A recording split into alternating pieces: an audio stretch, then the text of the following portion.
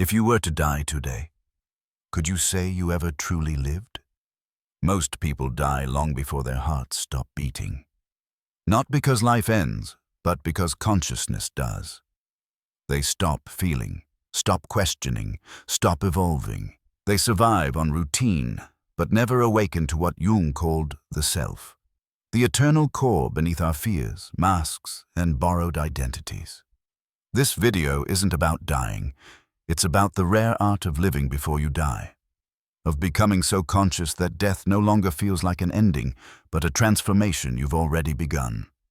Stay until the end, because we're going to uncover Jung's quietest secret, the one he spent a lifetime documenting in symbols, dreams, and myth, that life only begins when you stop running from death. Modern life has mastered the art of hiding death. We build routines, chase tasks, and scroll endlessly, all to distract ourselves from one unavoidable truth: time is running out. We act as though the future is guaranteed, as though we'll always have tomorrow to fix, to try, to love. Carl Jung once said, "People will do anything, no matter how absurd, to avoid facing their own souls." And perhaps the greatest absurdity of all is living as if we'll never die. Death awareness is not morbid, it's clarity. When you finally accept that your time is limited, something inside shifts. Colors appear brighter. Small moments, the warmth of sunlight, a conversation, a breath, begin to feel sacred. Your priorities realign. What once felt urgent now seems trivial. What once seemed small now glows with meaning. Ask yourself, if today were the last page of your story, how would you write it? Would you keep waiting for the right time? Would you keep biting back words of love or truth?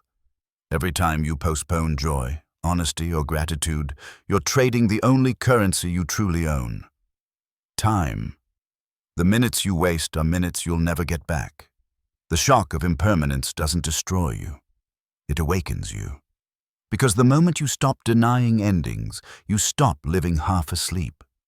You begin to see that life's fragility is not a curse. It's what makes everything beautiful. And when you hold that awareness in your heart, not with fear, but with reverence, you stop merely existing and begin to live with purpose. Jung's secret wasn't about optimism or comfort. It was about radical honesty.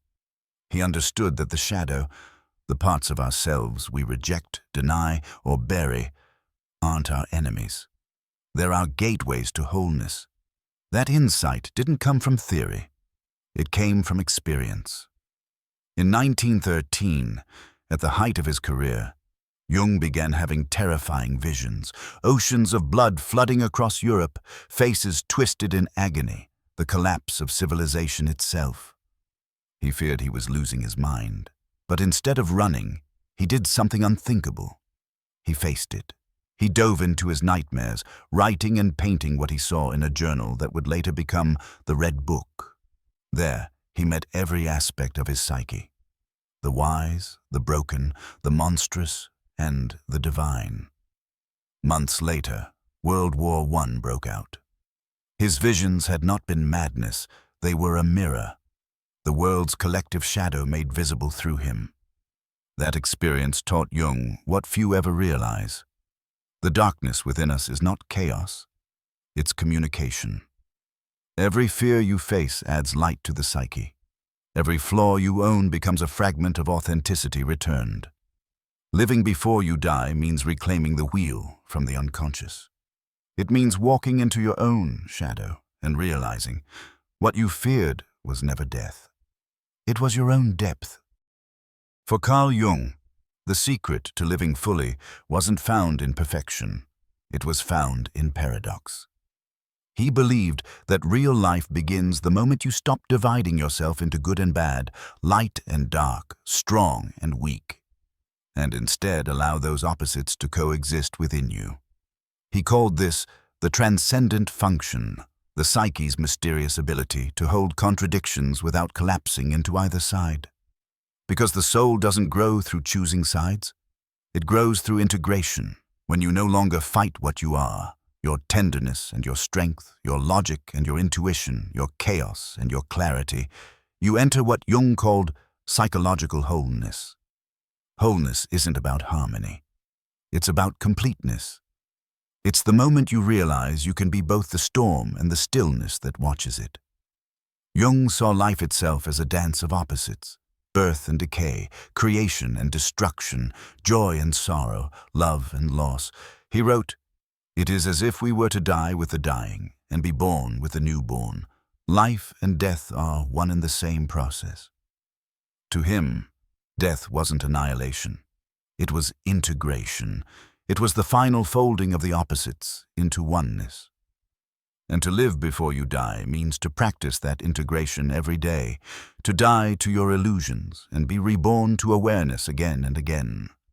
To live consciously is to participate in both sides of existence, to feel joy without needing it to last, to grieve without being destroyed by loss, to love deeply, knowing it will one day end, and to let that impermanence make the love sacred, not tragic. Jung's wisdom reminds us that mortality is not the enemy of life. It's the frame that gives life its shape. Without endings, beauty would blur into monotony. Without loss, love would never reveal its depth. Without death, there would be no reason to wake up fully to this moment. The awakened soul understands this. It doesn't cling to pleasure or resist pain. It allows both to pass through like seasons. It doesn't worship youth or fear aging because it knows that what dies in form is reborn in consciousness. This is what it means to live before you die, to stop running from the opposites and let them meet inside you. Masculine and feminine, ego and soul, light and shadow, life and death, until something entirely new emerges, a self that is not divided, not afraid, but whole. So how do you actually live before you die? You begin, Jung would say, not with philosophy, but with presence. Noticing what is here, now. When you wake up, before touching your phone, just look around.